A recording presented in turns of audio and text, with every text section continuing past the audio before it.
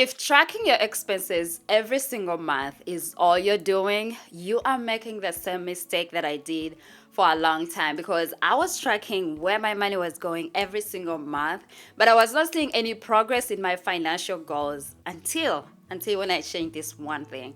And that's what I'll be sharing with you in this video. First off, let me begin with the fact that there's nothing wrong with tracking your expenses. In fact, you should be tracking your expenses every single month. I have been doing this for a while. I started with all the color coordinations and just feeding my expenses and writing them down. Second month, I did the same thing. And shortly after that, I kind of realized this is not my thing. I hate writing down these things every single day. I realized this is not a system that is going to sustain me. So I shifted to just having detailed spreadsheets that have been amazing in this process. For months, I knew exactly how much I've spent on my groceries, how much I've spent on subscriptions, how much has gone out. I knew exactly where my money has gone. And to some point, I'll be like, okay, today, this month, we spent like $200 less.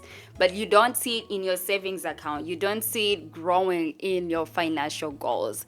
And I'll be like, something I think is missing here. And until when I figured it out. Before you track where your money has gone, you need to decide where it is supposed to go.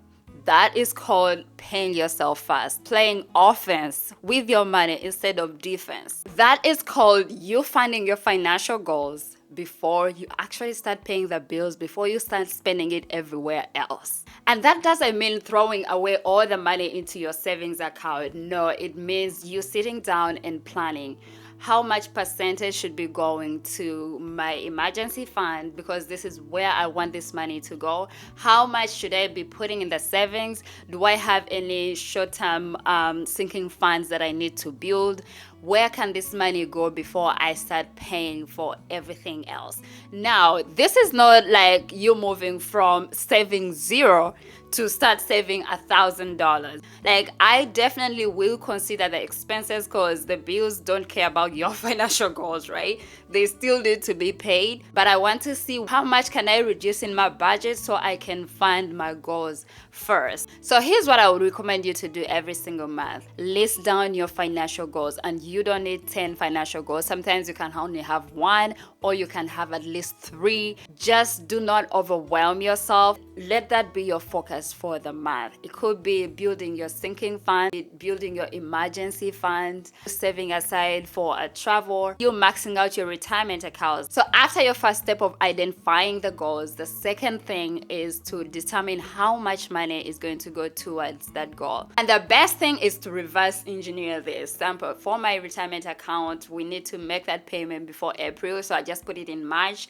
I got how much I'm remaining to hit that 7,000. I divided that by the remaining months, and that's how I came up with 587. So you can reverse engineer that to find out exactly how much you need. Step number 3 is automation. Automation is actually the game changer here, because once that money is gone, like, you're gonna figure out which expenses should I cut down. Like, for example, in our retirement accounts with our 401ks, they literally come out of paycheck before even we see it into our bank accounts. It has helped us to be consistent every single month because it is already taken off. The same thing we did with our Roth IRA. Even if we're just transferring $200, then it was coming up automatically. We don't have to look at it. We don't have to go in manually and do it, because once it's gone, you're like, okay, this is what I have left. How can I maximize what I have to feed through my budget for this month?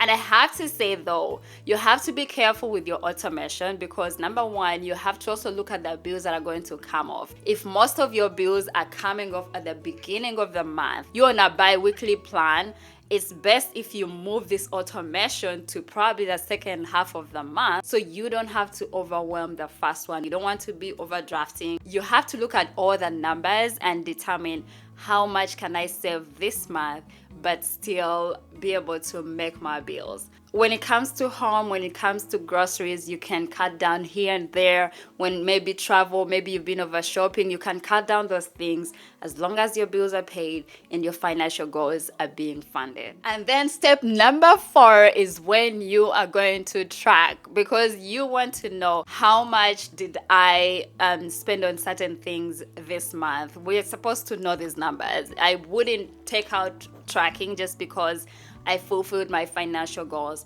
because I still want to know where is this money going, and can I allocate it more to my financial goals, and can I create space for more sinking funds? Like, you need to know these numbers. So let me do a recap. The first thing is to list down your goals, your financial goals, maximum 3, especially for a month. Determine how much you're going to put to this account, probably reverse engineer that goal.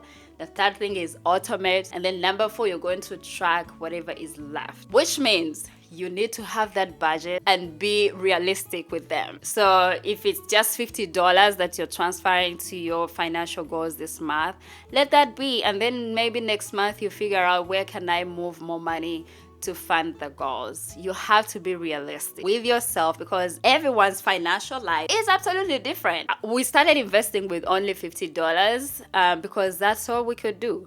And then we progressed to $100, $200. It had to be an incremental process. It's not just something you bump in and drop in and now you get confused with your money. It just doesn't make sense. Anyway, meanwhile, let me know if this video helped you in any way. There are so many videos shared about my reset, what I'm doing, and the things I'm realizing, and that's why I will keep sharing with you on this channel. That's why you need to subscribe and come back, okay? And by the way, I did share a video on the many lessons I've learned from just other couples sharing their financial journeys, their financial struggles through this podcast, Money for Couples, and it has helped me so much. So I shared all the experiences and the shifts we have made together as a couple right here in this video. You can also go check that out, because I know it will be very helpful, especially if you are a couple and you're trying to move and journey together as a team. That video is very helpful. Anyway, I know this video helped you, so let me see you next time, okay?